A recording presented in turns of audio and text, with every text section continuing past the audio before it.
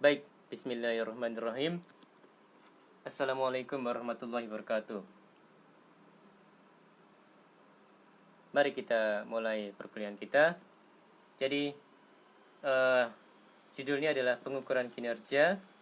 Bahasa Inggrisnya adalah performance measurement. Dengan sumbernya adalah dari internet di bawah ini ya. Ditulis di bagian ini, di bagian sumber. Jadi, silakan Mas dan Mbak kalau mau mendownloadnya sendiri. Baik, masuk ke definisi ya. Jadi seputar pengukuran kinerja.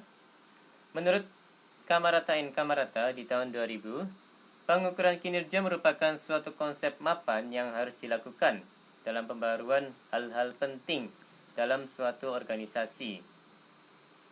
Nani dan kawan-kawan di tahun 1990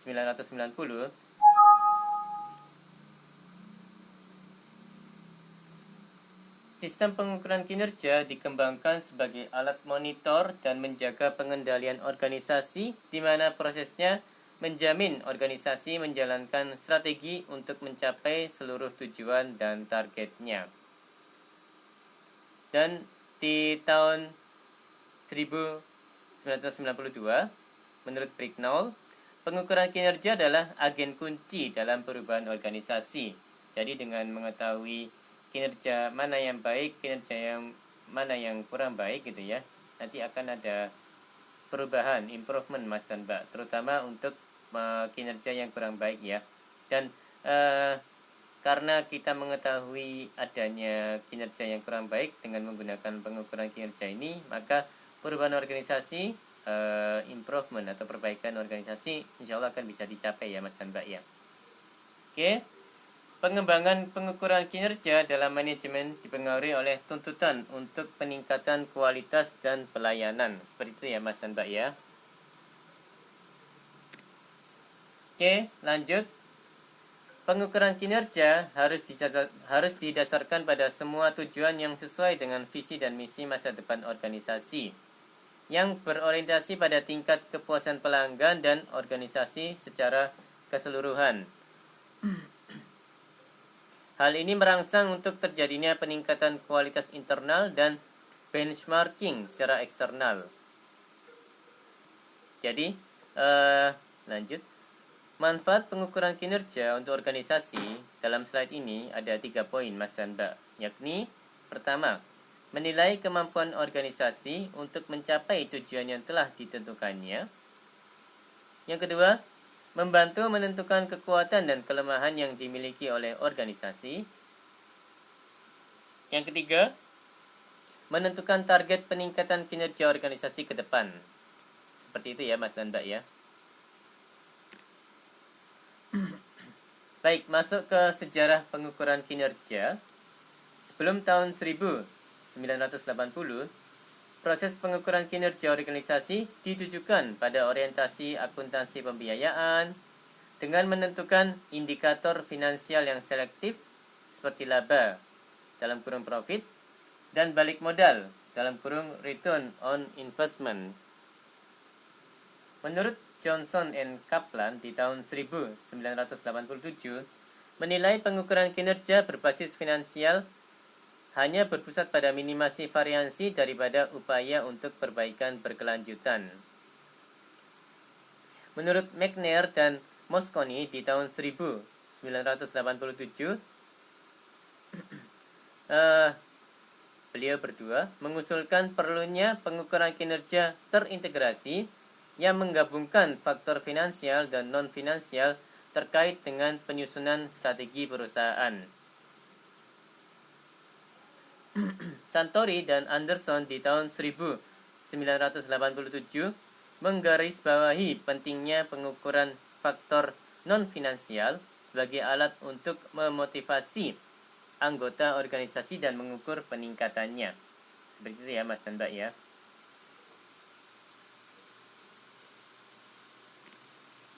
Oke, masih terkait dengan sejarah pengukuran kinerja. Kritik untuk pengukuran kinerja yang hanya berbasis pada masalah finansial saja diantaranya adalah hanya membahas optimasi lokal menurut Fry and Cox di tahun 1989. Kemudian berfokus pada masa lalu, McNair dan kawan-kawan di tahun 1990. Kemudian tidak lagi sesuai dengan setting manufaktur modern menurut Drucker di tahun 1990. Dan kemudian tidak mampu menunjukkan upaya yang harus dilakukan perusahaan untuk mencapai kesuksesan manufaktur menurut Wisner and Faucett di tahun 1991. Untuk menjawab berbagai kritik yang ada, diusulkan pengukuran kinerja dengan proses yang lebih luas. Di antaranya adalah SMART menurut Cross and Lynch di tahun 1988 sampai 1989 dan 1991. Kemudian ada lagi Galayini dan kawan-kawan di 1997, yakni The Integrated Dynamic Performance Measurement System. Seperti itu Mas dan Mbak. Oke, masih terkait dengan sejarah pengukuran kinerja. Proses evolusi sistem pengukuran kinerja manufaktur dalam konteks organisasi meliputi 5 tahapan.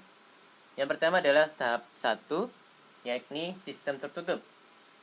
Pada tahap 1 ini berorientasi pada akuntansi biaya, pendekatan retroaktif, dan hasil digunakan untuk menaikkan efisiensi organisasi dan membandingkan antara realisasi dan anggaran. Yang tahap kedua, sistem tertutup yang dimodifikasi. Pada tahap 2 ini ditandai oleh lahirnya organisasi besar yang sistematik, berorientasi gabungan antara akuntansi biaya dan keuangan. Kemudian pendekatan retroaktif. Kemudian hasil digunakan untuk menaikkan efisiensi internal dan menarik permodalan dari entitas eksternal. Seperti itu ya Mas dan Mbak ya. Kemudian yang ketiga, tahap 3, sistem semi terbuka.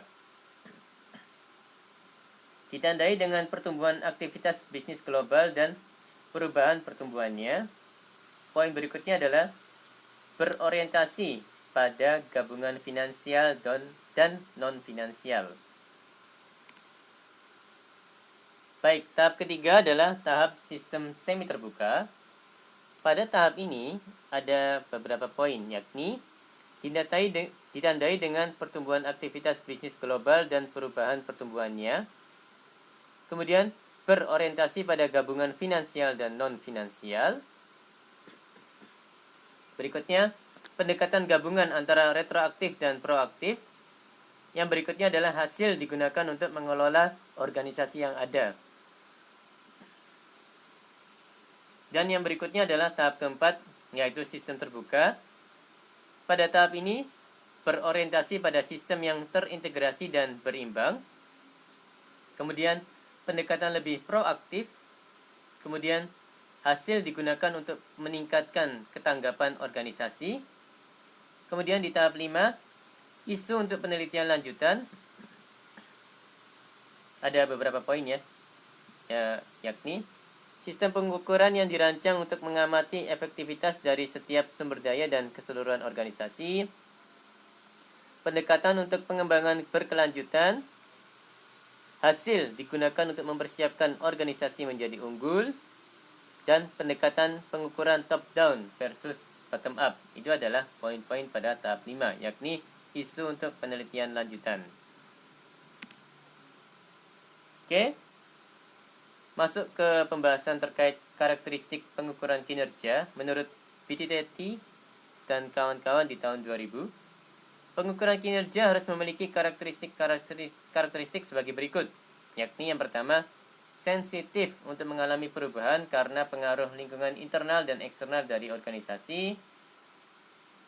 Berikutnya, mengkaji ulang tujuan internal organisasi ketika terjadi perubahan lingkungan internal maupun eksternal yang signifikan. Berikutnya, menguraikan perubahan terhadap tujuan internal dan mengutamakan bagian kritis dari organisasi untuk menjaga kesesuaian sepanjang waktu. Yang berikutnya, menjamin bahwa hasil yang dicapai melalui pengembangan program, dalam kurung perencanaan ya Mas dan Mbak ya. Baik, penggunaan pengukuran kinerja dapat dipisahkan dalam dua kelompok besar, yakni yang pertama, ditentukan dari strategi. Pengukuran kinerja digunakan untuk mengukur keberhasilan implementasi strategi tersebut. Ini referensi-referensi yang membahas ini adalah Vitale and Mavrinach di tahun 1995 dan Kaplan and Norton di tahun 1996 ya. Kemudian informasi dan umpan balik dari pengukuran dapat digunakan untuk menguji asumsi dan validitas dari strategi ya. Ini referensi-referensi ini adalah Eccles and Tibbon di tahun 1992, kemudian Kaplan and Norton di tahun 1996, Fowler and Chahar-Baghi di tahun 1995 ya, Mas dan Mbak. Baik. Menurut Dempsey dan kawan-kawan di tahun 1997, indikator dalam Integrated Performance Measurement Systems ada beberapa ya. Ada financial, ada product quality and customer satisfaction, ada process efficiency, kemudian ada product and process innovation, ada competitive environment, ada management efficiency. Seperti itu ya Mas dan Mbak ya. Ya, ada juga human resource management dan ada social responsibility. Jadi, contohnya adalah untuk yang human resource management ada sub indikator ya. Contohnya adalah equal employment opportunity, employee involvement, employee training, profit share or other incentive plans, insurance plans, life, health, and education, serta employee turnover, kemudian absentee rates, kemudian safety records, kemudian labor management relations. Seperti itu ya Mas dan Mbak ya. Jadi masing-masing indikator punya sub indikator lainnya. Jadi sampai dengan poin ini social responsibility ini punya sub indikator ya Mas dan Mbak ya. Baik, ini langkah pengembangan pengukuran kinerja.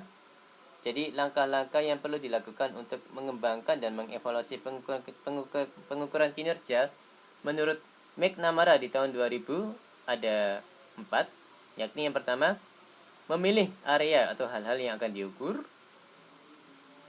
Ya, didasarkan pada tingkat kepentingan, potensi untuk perbaikan kualitas, dan tingkat pengendalian untuk pengembangan ya Mas dan Mbak ya.